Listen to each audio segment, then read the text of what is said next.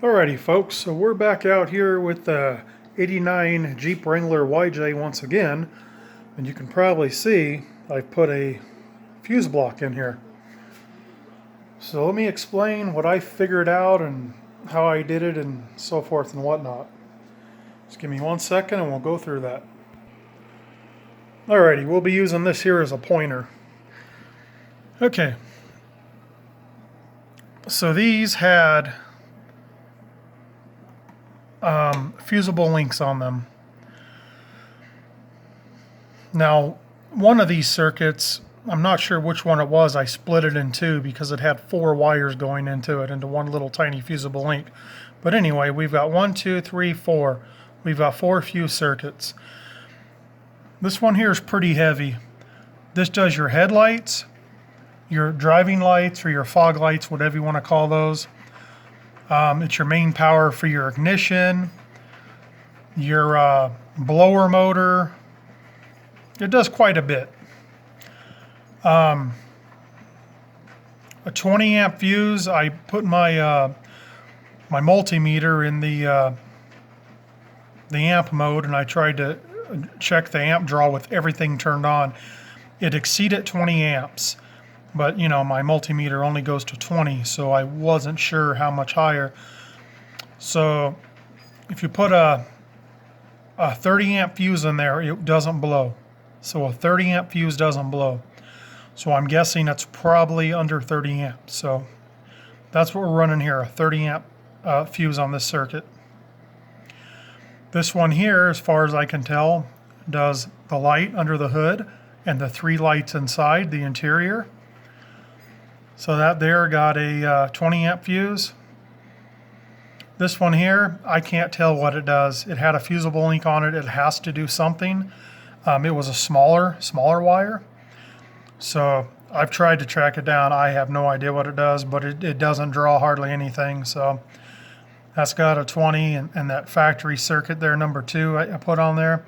Same thing with that. It hardly draws anything, so it's got a 20. I mean, something may kick on, it may draw, but I figure a 20 and 20 is fine. And then, you know, a 20 for those lights, and then we got a 30 in here. And then this here is for the CB radio.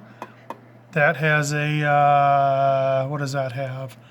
That has a 10 amp. I could probably get away with a 5 amp, but it has a 10 amp. And then the CB amplifier, that there has a 15 amp, and that's fine for that. Now this has nothing to do with the factory fusible links. I just took it off the battery and cleaned it up. Okay, we had one more. If we look down here, there's this wire right here. It's illumined, but that wire is still going directly to that bolt right there on the starter relay thingamajiggy. I tried to run this up here, and I found that even a 40 amp fuse wasn't acceptable for it. It would pop that 40 amp fuse. So what this wire is that goes through the alternator. That charges. That allows your alternator to charge or puts power through it. I'm not exactly sure, but this needs direct contact there. I did put a maxi fuse in here, one of the large fuses. I put a 50 amp. And it didn't blow it, but it was causing that fuse to get pretty warm to the touch. So I'm just going direct right to it. I'm avoiding any fuses or anything else. I may get a newer style fusible link thing for it in the future and install that. But right now we're just going direct power. I feel it needs it. So this cleaned things up a lot, I think. These were all fusible links. And the only reason I did this, I would have left it alone if the fusible links were good. But they were 30 years old. The insulation was rotted. Water had gotten in it over the years. They had the green crusties, 2 of them. One of them was completely severed inside and rotted. And the other one had like 2 little strings left in there of a wire. So, I mean, either it needed new fusible links or it needed this. And, I mean, cars don't even use that style of fusible links anymore. They use the ones in a like a fuse box, you know, the drop-in ones or screw-in ones. But anyway, this is my fix for it. Everything works. I ran it full load with everything on, no problems, nothing's heating up, none of the wires are heating up. Got a, let's see, this one here, I figured this would have drawn some juice because that had a decent sized wire down there, but it's really not drawing much. That's an 8 gauge. These are 10 gauges. So they're bigger than what was in there from the factory, that's for sure. I wire loomed everything, not to dress it up, but mainly just so it doesn't chafe or, you know, get grounded onto positive, or I mean the positive doesn't get grounded to the body somehow. You know, the insulation doesn't get damaged. And that allowed me also, with the CB radio going to here, it allowed me to clean the battery up quite a bit. So here is your positive going directly to the starter positive.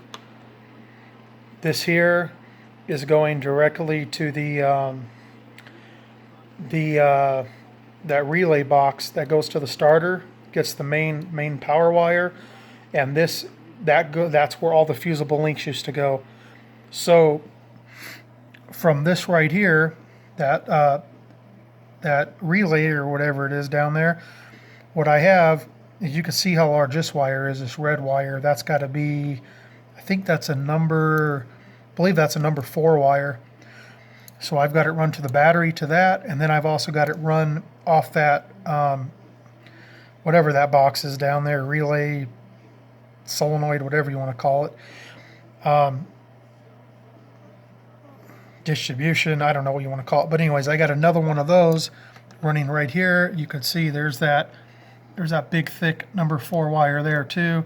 Power going right into the box. This is totally separate. That's not hooked up to it. That's just for the sound system. It's just bolted on there. That's all it's doing. So that's what I have. Direct starter power, direct power to that relay box and to my fuse box there via 4 gauge wire. And then this here's 8 gauge for the sound system that currently isn't hooked up, but I probably will go ahead and put a small amp and sub in it in the future. So that's all that is. So we only have 3 wires at the positive post now. I did add a chassis ground to the negative. I felt, you know, it's not going to hurt anything. So here's your negative on the battery, which goes directly to the block. And then I added this 8 gauge here, which goes directly there. And then I've got another one coming off of it, which goes directly here. And I know this one's redundant because this one already does that, but having too many grounds isn't going to hurt anything. And I checked, it does have the factory ground braid in place from the head to the firewall. It's kind of thin and it looks like it's seen better days, so it still works, but this here is going to, you know, just beef it up. You know, grounds are something that you need. Because you just don't want to ground just to the engine block for the starter. You know, you also want the ground to the chassis. And I understand it can get it through this here. You know, this is the braid I'm talking about right here. See, that goes from the firewall to the head. And it's going to get a ground there, but, you know, why not have one over there too, just to beef it up that much more, just to, you know, that way there's no question about it. I've actually watched a video on powerstrokehelp.com. He's he's obviously a Ford diesel Power Stroke guy. Bob over there, if you got a Power Stroke, you got to watch this guy. This guy's phenomenal. But anyways, he was showing how part of the automatic transmission got burnt up. I don't know what part it was, planetary gears or this or that. But anyway, there's a part in there that got burned up. And the reason for that is because you weren't getting a good chassis ground. It was ground. Battery was grounded to the engine, and I guess the chassis ground had rotted off or something, and it was actually grounding through the engine, through the transmission, through the drive shaft, through the rear end. And that's what burned up that part in the transmission. And not only that, he was also saying he's heard of vehicles actually electrically burning up wheel bearings because they didn't have a good chassis ground. So, you know, grounds are something, you really got to have a good grounding system. So anyways, that's what I've done to this old Jeep. So obviously you can get rid of those fusible links if they're in bad condition. If they're in good condition, I would just leave them alone because they're probably doing exactly what they're supposed to do. But if they're rotten or they've been hacked or, you know, they got green crusties on them or whatnot, you can fuse everything on there except for that one main circuit that feeds power. It's feeding it to the headlights. So it's feeding it to the headlights. In my case, it's feeding it to the driving lights or fog lights as well. It also feeds the gauges. It feeds quite a few circuits, and the ignition as well. But a 30 amp fuse handles it, so we're okay there. Or wait, never mind. I got confused. I'm talking about that one there. No, the one down there.